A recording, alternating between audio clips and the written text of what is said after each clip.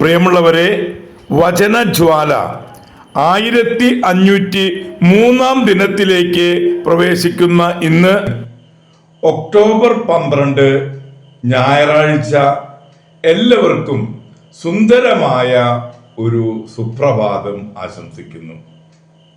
ദൈവത്തിൻ്റെ ദിവസം പരിശുദ്ധമായി ആചരിക്കുന്ന ഇന്നത്തെ വചന വായനയിൽ പ്രഭാഷകന്റെ പുസ്തകം 28-ാം അധ്യായം 13 മുതൽ 26 വരെയുള്ള തിരുവാക്യങ്ങളാണ് നാം ശ്രവിക്കുക.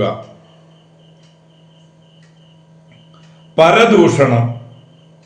പരദൂഷകനും ഏഷണിക്കാരനും ശപിക്കപ്പെട്ടവർ. സമാധാനത്തിൽ കഴിഞ്ഞിരുന്ന അനേകരെ അവർ വഴിപിഴപ്പിച്ചിട്ടുണ്ട്. അപവാദം അനേകരെ തകർക്കുകയും ദേശാന്തരങ്ങളിലേക്ക് ചിതറിക്കുകയും ചെയ്തിട്ടുണ്ട്. അത് പ്രബല നഗരങ്ങളെ നശിപ്പിക്കുകയും ഉന്നതന്മാരുടെ ഭവനങ്ങൾ അട്ടിമറിക്കുകയും ചെയ്തിട്ടുണ്ട്. അപവാദം ധീര വനിതകളുടെ ബന്ധം വിച്ഛേദിക്കുകയും അവർക്ക് അധ്വാന ഫലം നിഷേധിക്കുകയും ചെയ്തിട്ടുണ്ട്. അപവാദത്തിന് ചെവി കൊടുക്കുന്നവൻ സ്വസ്ഥത അനുഭവിക്കുകയോ സമാധാനത്തിൽ കഴിയുകയോ ചെയ്യുകയില്ല. ചാട്ട കൊണ്ട് അടിച്ചാൽ തിണർപ്പുണ്ടാകും, നാവുകൊണ്ട് പ്രഹരിച്ചാൽ അസ്ഥികൾ തകരും. വാർത്തല അനേകരെ വീഴ്ത്തിയിട്ടുണ്ട്. നാവുകൊണ്ട് വീഴ്ത്തപ്പെട്ടവർ അതിൽ ഏറെയാണ്. അപവാദം ഏൽക്കാത്തവരും അതിൻ്റെ കോപത്തിന് ഇരയാക്കാത്തവരും അതിൻ്റെ നുകം വഹിക്കാത്തവരും അതിൻ്റെ ചങ്ങല വീഴാത്തവരും ഭാഗ്യവാന്മാർ. അതിൻ്റെ നുകം ഇരുമ്പും ചങ്ങല പിച്ചളയും ആണ്. അത് വരുത്തുന്ന മരണം ദുർമരണമാണ്. പാതാളമാണ് അതിനേക്കാൾ അഭികാമ്യം. ദൈവഭക്തന്റെ മേൽ അതിന് അധികാരമില്ല. അവൻ അതിന്റെ അഗ്നിയിൽ ദഹിക്കുകയുമില്ല. കർത്താവിനെ പരിത്യജിക്കുന്നവൻ അതിന്റെ പിടിയിൽ അമരും. അത് അവരുടെ ഇടയിൽ കത്തിജ്വലിക്കും, കെടുത്താൻ കഴിയുകയില്ല. സിംഹത്തെ പോലെ അത് അവരുടെ മേൽ ചാടി വീഴും. പുലിയെപ്പോലെ അവരുടെ മേൽ ചീന്തിക്കളയും. നിങ്ങളുടെ ഭൂസ്വത്ത് മുള്ളുവേലി കൊണ്ട് സുരക്ഷിതമാക്കുക. സ്വർണവും വെള്ളിയും പൂട്ടി സൂക്ഷിക്കുക. വാക്ക് അളന്നു തൂക്കി ഉപയോഗിക്കുക. വായ്ക്ക് വാതിലും പൂട്ടും നിർമ്മിക്കുക. നിനക്ക് വേണ്ടി പതിയിരിക്കുന്നവരുടെ മുമ്പിൽ ചെന്ന് വീഴാതിരിക്കണമെങ്കിൽ നാവ് കൊണ്ട് തെറ്റ് ചെയ്യാതിരിക്കുക. ദൈവത്തിൻ്റെ തിരുവചനമാണ് നാം ശ്രവിച്ചത്. പ്രിയമുള്ളവരെ, ആഗോള കത്തോലിക്ക സഭയിൽ ഇന്ന് ഇക്കഴിഞ്ഞ സെപ്റ്റംബർ 7-ാം തീയതി ലിയോ 14-ാമൻ മാർപ്പാപ്പ വിശുദ്ധ പദവിയിലേക്ക് ഉയർത്തിയ കാർലോ അക്യുറ്റൂസിനെ അനുസ്മരിക്കുന്ന ദിവസമാണ്.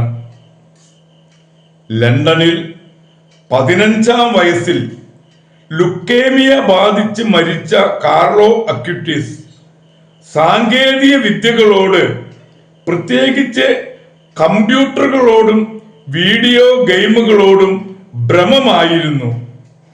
ഈ സഹസ്രാബ്ദത്തിന്റെ പുത്രൻ ദൈവവിശ്വാസം പ്രചരിപ്പിക്കാൻ ഈ മേഖലകളെ പരമാവധി ഉപയോഗിച്ചു. ദിവ്യകാരുണ്യത്തിൽ സന്നിഹിതനായ ഈശോയുടെ നിഗൂഢ മഹത്വം പ്രചരിപ്പിക്കാനും ആധുനിക സാങ്കേതിക വിദ്യ ഉത്സാഹത്തോടെ ഉപയോഗിച്ചു. കുഞ്ഞുനാളിൽ തന്നെ ദേവാലയത്തിലേക്ക് കൊണ്ടുപോകുവാൻ മാതാപിതാക്കളോട് ആവശ്യപ്പെട്ടിരുന്നു. 2020 ഒക്ടോബർ 10 ഇറ്റലിയിലെ അസീസിയിൽ വെച്ച് ഫ്രാൻസിസ് മാർപ്പാപ്പയാണ് വാഴ്ത്തപ്പെട്ടവനായി പ്രഖ്യാപിച്ചത്.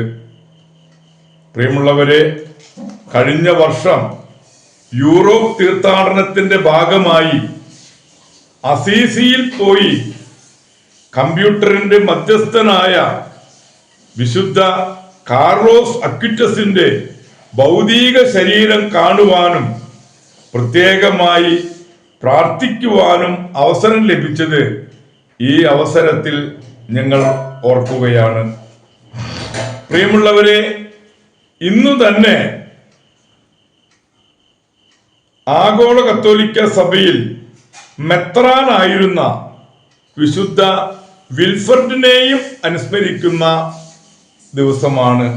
നോർത്തംബർലൻഡിൽ ജനിച്ച വിൽഫ്രഡ് വിദേശ രാജ്യങ്ങളിലും ബ്രിട്ടീഷ് ദ്വീപുകളിലും അനേകരെ മാനസാന്തരപ്പെടുത്തി. 14 വയസ്സിൽ ദൈവശാസ്ത്രവും 1 വർഷം കാന്റർബറിയിലും പഠിച്ച് റോമിൽ പോയി 1 കൊല്ലം ലിയോൺസിൽ താമസിച്ചു. വിവാഹാലോചനകൾ ആരംഭിച്ചപ്പോൾ സമർപ്പിത ജീവിതത്തിന്റെ ആഗ്രഹം പ്രകടമാക്കി അവിടെ നിന്നും മടങ്ങി ആർച്ച് ബിഷപ്പ് ഡെലീഫസിനൂസിനോട് കൂടെ താമസിച്ചു. ആർച്ച് ബിഷപ്പിനെ ക്രിസ്തു വിരോധികൾ കൊന്നു.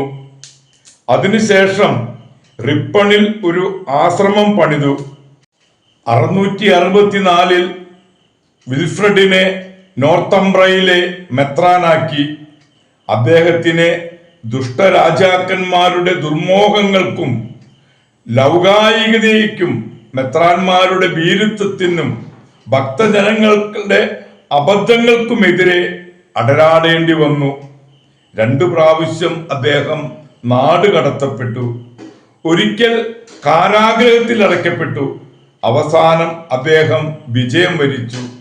അനേകം വർഷങ്ങളായി വന്നുകൂടിയ അഴിമതികൾ നീക്കി കത്തോലിക്ക ജീവിതം പ്രാവർത്തികമാക്കി. 709 ഒക്ടോബർ 12 ബിഷപ്പ് വിൽഫ്രഡ് തന്റെ സമ്മാനം വാങ്ങാനായി കർത്താവിങ്കിലേക്ക് പോയി.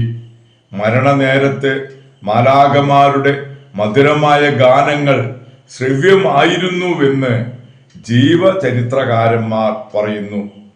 പ്രിയമുള്ളവരെ, മെത്രാനായ വിശുദ്ധ വിൽഫ്രഡിന്റെയും വിശുദ്ധ കാർലോ അക്വിറ്റസിന്റെയും മധ്യസ്ഥം യാചിച്ച് ഇന്നത്തെ ഈ നല്ല ദിവസത്തിലേക്ക് നമുക്ക് പ്രവേശിക്കാം. എല്ലാവർക്കും നല്ല ഒരു ഞായറാഴ്ച ദിവസം ആശംസിക്കുന്നു. ദൈവം നമ്മെ ഓരോരുത്തരെയും സമൃദ്ധമായി അനുഗ്രഹിക്കട്ടെ.